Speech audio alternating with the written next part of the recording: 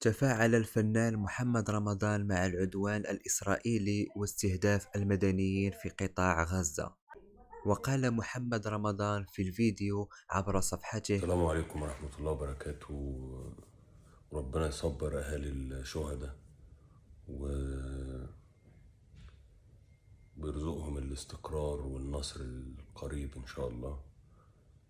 كم الرسائل اللي بتجيلي إن نازل حاجة وعايزين صوتنا يوصل لمين؟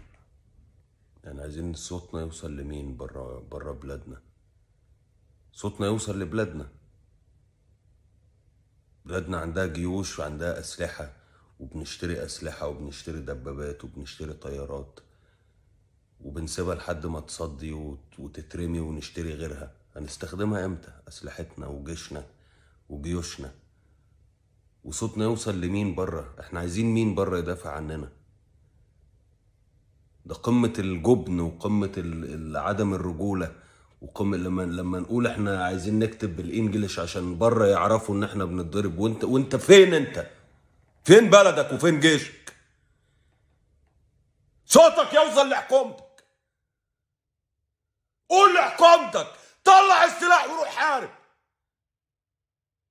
الجيش ايه؟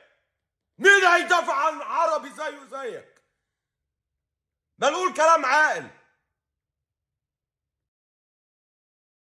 وتأتي تصريحات محمد رمضان في الوقت الذي تستمر فيه الحرب بين إسرائيل وحركة المقاومة الإسلامية حماس.